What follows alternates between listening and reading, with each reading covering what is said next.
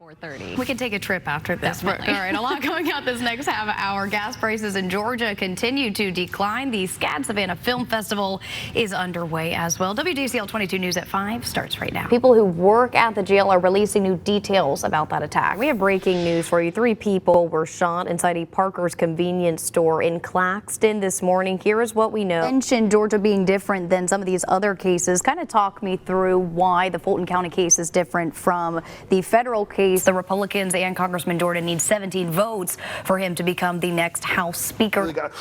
Well, I'm a short woman, so that's another factor. Yeah, you have trouble even getting into line. I know. I would wear my tall tennis shoes as a kid to sneak on. Where are you from? Savannah. Savannah? You want to put that on me? Thank you. That is where we find WJCL 22 News' AJ Sisson. You saw him a minute ago with the marching band that looked like they were warming up. AJ, talk us through what you're seeing right now. Low Country, this is WJCL 22 Morning News. See us now. Right now on WJCL 22 Morning News, a mother arrested accused of drowning her child. More on where that case stands this morning and the family member who came forward. A power bill rate spike. Customers of one local electric company should prepare for their bills to increase this summer. How community members are reacting to the news. Plus, promoting women's health, organizers prepare for a convention in Pooler, the efforts behind the event, and what all it will offer. Well, thank you for joining us on WJCL 22 this morning. Good morning. I'm Olivia Wile.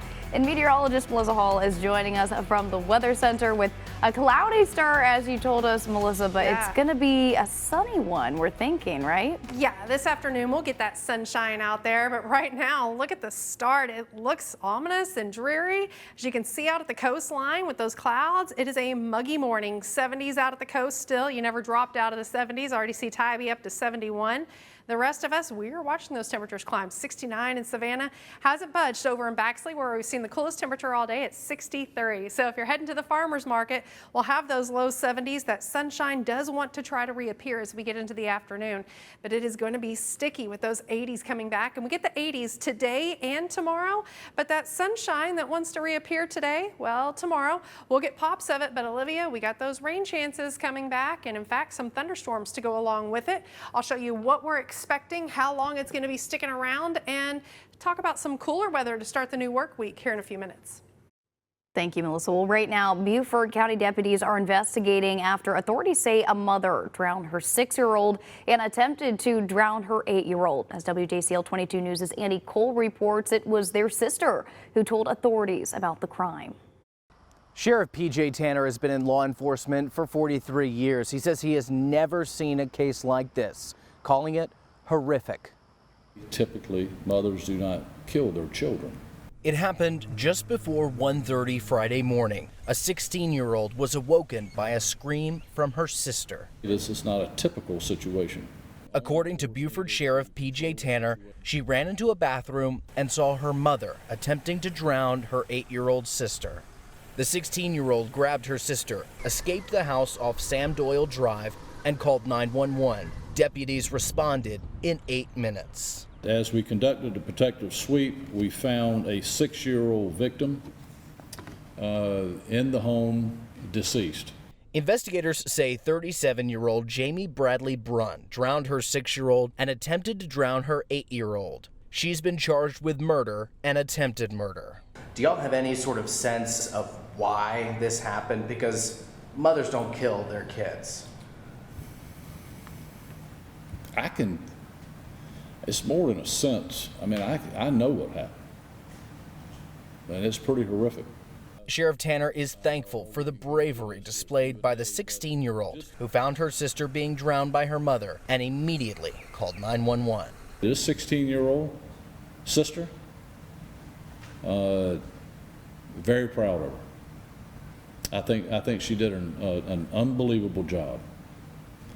She defended her family when no one else was available to do so until we got there. So again, I think her courage is amazing. Neighbors we talked to are asking the community to pray for the children, to pray for the family, and to pray for the mother. Reporting in Beaufort, I'm Andy Cole, WJCL 22 News. Just a heartbreaking story. Thank you for your reporting, Andy. Well, this morning we are working to learn the cause of a crash after a mail truck ran into a Savannah home last night. The United States Postal Service truck crashed into a home near Murphy and Elliott Avenues. Now, police had to shut down parts of that road to get the truck towed. You can see the damage to the home after it was moved. Now, this morning we are still working to learn if anyone was injured in that crash. Georgia Power customers should be preparing to see a $16 increase in their power bills starting in June. And as WJCL 22 News' Kyra Naveau reports, it comes just weeks after city officials warned that a significant portion of people living in Savannah are behind on their bills. Georgia Power is expected to raise utility bills come June to cover the higher cost of natural gas and coal. This boost would raise a typical residential bill to $147.50 a month, which is a $15.90 increase from the current $131.60. It was not long ago when leaders for the city of Savannah were encouraging residents to seek assistance because of the high rates of those behind on bills. I already struggle enough, and it's really pricey to live in Savannah, and so it's definitely been hard, but increasing the prices would just make it harder. Kira Hugh is a SCAD student in her sophomore year. She lives with her boyfriend and tells me they have to cut back to keep their bills within budget. Definitely try to turn the lights off as soon as we exit a room, use less water.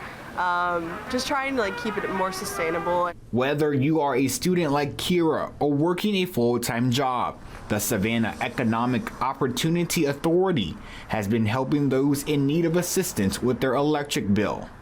They said, listen, I need help. I don't want my utilities off. I've got a sick person in the house. It's too hot. I can't afford to pay it. Terry Tolbert at the EOA says the rise in electric bills makes situations tighter in distributing money. The need obviously is growing as you have a population who can qualify. And that was our Kyra Naveau reporting. Well, happening next week, the Greater Puller Area Chamber of Commerce will host a women's wellness fair and luncheon. The event is happening at the Georgia Tech Savannah campus. Visitors will have the opportunity to network with other guests and learn more about their health from medical professionals. Now, we talked with the CEO of the Puller Chamber of Commerce ahead of that event to learn why it's important. The Chamber thought it was very appropriate to have this wellness fair in May, which is Women's Health Month. Women carry so much in life, and so we wanted to bring something that was very special to them because it's very important for women to take care of themselves. Now, the free expo runs from 11 to 5 on Wednesday. The first 250 attendees will get a free gift. Let's get a look at the roadways on your Saturday morning. We're starting off live down in Savannah where you see lots of green up in the low country as well. If you're heading from Buford over to Hilton Head, crossing over on Robert Smalls Parkway, 45 miles an hour as you make your way into the island. Going to take you about 50 minutes. And good news, no accidents to report as we start our weekend. So let's take a live look at I-16 and Highway 67. This is right there in Bullock County. Not too many folks out right now, but through the day as we do start to get into the swing of things on the weekend, you can check out traffic before you get out to see where any backups or congestion might be taking place. All you have to do is go to our website, wjcl.com/traffic. Thank you, Melissa. The time is now 8:08 on your Saturday. And from a fundraising walk to the debut of a new beer to support veterans, we are taking a look at all the things happening around our area. Coming up next. I've lost so much sleep since being assigned to run this location or this facility. It's really difficult to talk about. All new this morning, we're getting an inside look at the Georgia jail where an inmate is accused of digging a hole through a wall, not to escape, but to stab another inmate. This all happened at the Fulton County Jail last week, and all new this morning, people who work at the jail are releasing new details about that attack. Yeah, they even let reporter Mark Wine from our ABC affiliate up in Atlanta go inside to walk us through what happened. Check it out. A homemade hole in the wall was huge enough for at least one inmate to climb through it into the zone or cell block next door to his and stab a fellow inmate there, says interim Fulton County Jail Commander Curtis Clark. Arena that we are operating now, things of this nature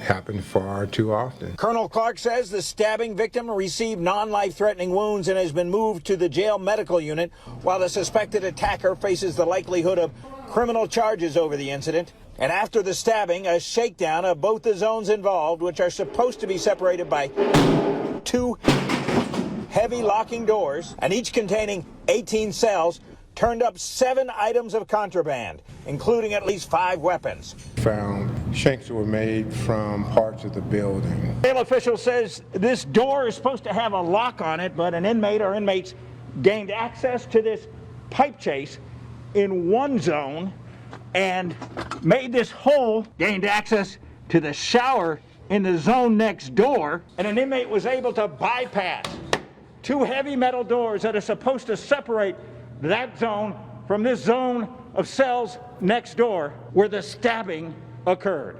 Colonel Clark says the hole, through masonry, clearly took time and effort. An idle mind is the devil's workshop.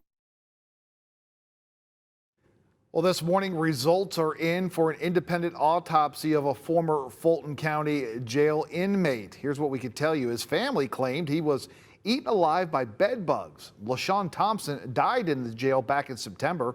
Results from the new autopsy say he died by homicide. It lists dehydration, malnutrition, severe body insect infestation, as well as other conditions.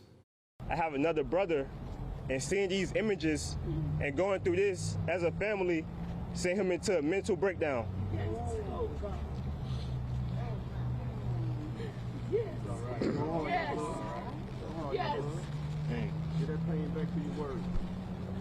It's hard for me and my family. Former NFL player turned activist Colin Kaepernick paid for the autopsy to be conducted by Howard University. Breaking overnight, a man threatening to kill the president and vice president slammed into a security barrier at the White House. U.S. Park Police say he was driving this U-Haul truck. Now you can see in the video here officers rolling up a swastika flag found inside of that truck, as well as other items inside a backpack. Officials say that man is facing several charges. Thankfully, no one was hurt in that incident. Well, growing concerns this morning after a fake picture of an explosion at the Pentagon spread online. And as ABC's Andrew Dimbert tells us, it even shook up Wall Street.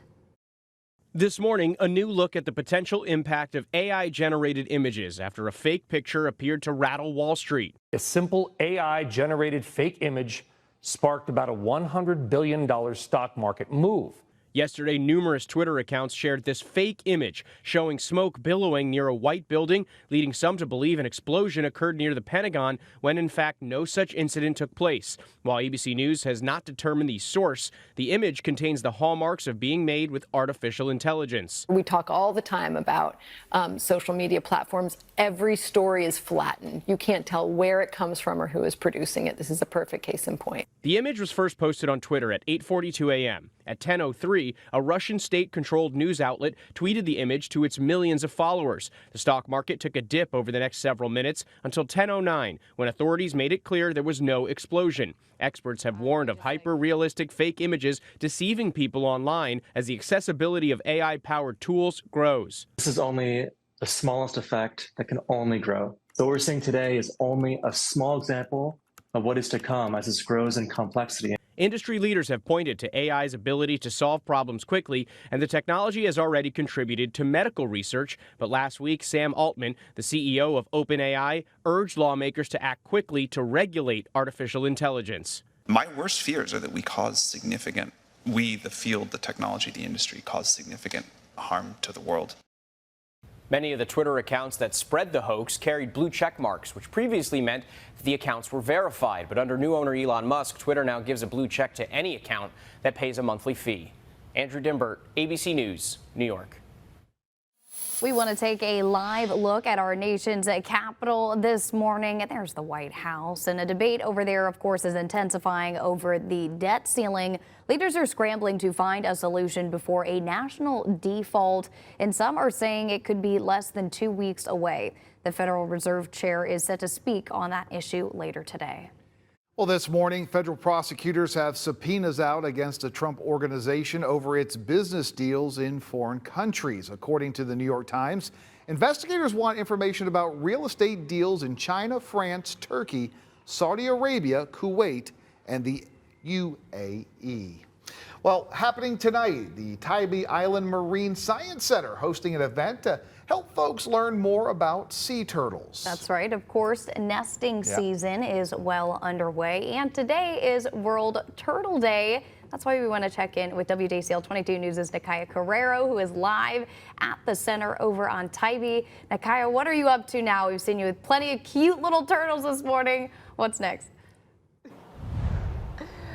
So here at the Tybee Island Marine Science Center, it's not only about meeting little turtles like these ones here, but they also do research, and the executive director, Chantel, here is one of those researchers. Can you tell us about the turtles you have in your hand and who they are? So these are diamondback terrapin. We call them the marvels of the mud, the diamonds of the marsh. So this is the species that's living in our salt marsh. So when you're driving out to Tybee, all of that flat grassy habitat is theirs. And so they're living on that salt marsh, and what we find this time of year is a lot of hit females that are nesting. And so you'll see the turtle crossing signs as you head out to Tybee, and then you can slow down, not follow too closely, because we also have nesting diamondback terrapin females. We get about 200 hit females a season. Our program tonight is all about that research and how we will dissect out the eggs of the hit mother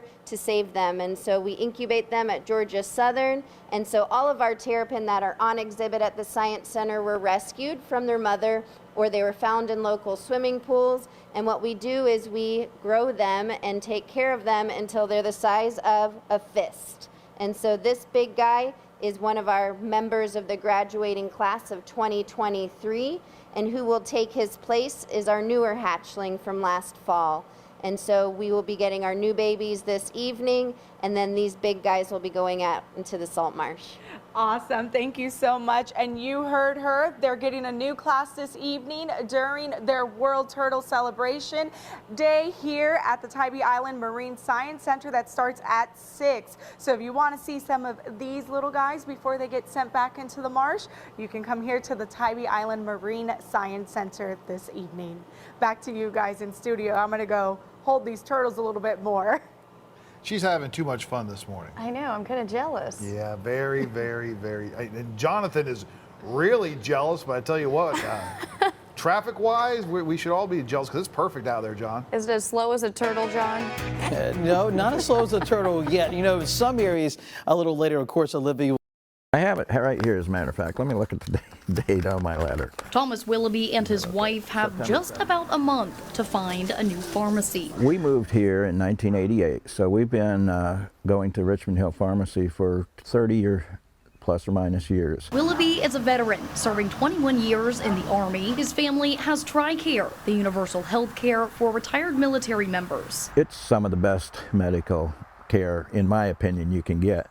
And it's always been great. That's until he got this notice notifying him TRICARE will be dropping Richmond Hill Pharmacy from his network. Pharmacist and part owner Dr. Alex Tucker says every year pharmacy benefit managers, the middleman between pharmacies and insurance companies like TRICARE, will renegotiate rates. But this year he says they didn't even get that chance. To our knowledge, those contracts were never even submitted to us or presented to us.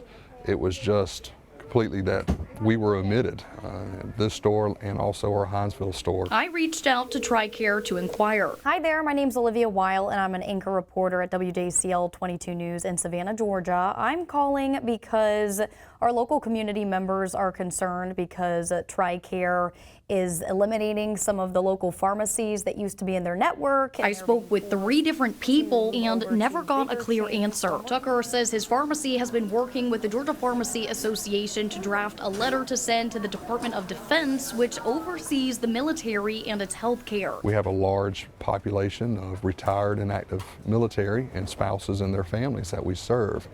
Some of those patients have been with us for 30 years, pretty well since the store has been here. But until there are answers, Willoughby will be forced to leave his community pharmacy behind. Reporting in Richmond Hill, Olivia Wile, WJCL 22 News. I'm standing on what is called a ghost road. Now, the woman who owns these two properties here says it belongs to her as the developer of these homes because the records of who actually owns it were destroyed in the Civil War. The city, on the other hand, says it doesn't belong to anyone, an issue that comes to a head on Tuesday.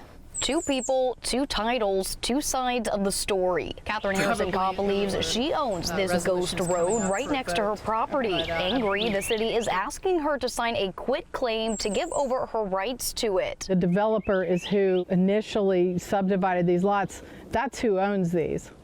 And so it's not up to the town to come in and say, they're the owner. Bluffton Town Council member Dan Wood says differently. Quitclaim deeds that the town is undertaking has to do with property that technically no one owns. Split opinions on reaching the same goal. Councilmember Wood focused on protecting the May River from leaky septic tanks. Protecting the river, controlling the easements and the rights-of-way, streets and so forth in the Old Town Historic District, and eliminating all the septic tanks to protect the May River.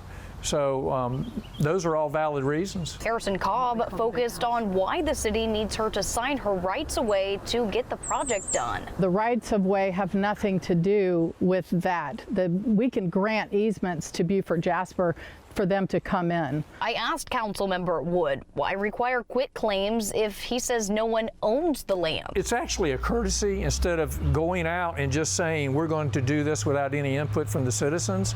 That's not the Bluffton way. Without all of these quitclaims collected from residents tonight, the city will vote to take further legal action to help with the project. It's finally just gotten to a point over 7 years to move forward on this issue. Harrison-Cobb feels differently. Essentially what they're doing is asking us to quitclaim our rights to these beautiful green spaces in order to bring us sewer. And if we don't quitclaim to the town, then we are essentially being forced to pay for it ourselves.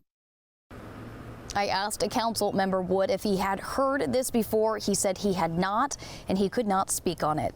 Reporting in Bluffton, Olivia Wile, WJCL 22 News.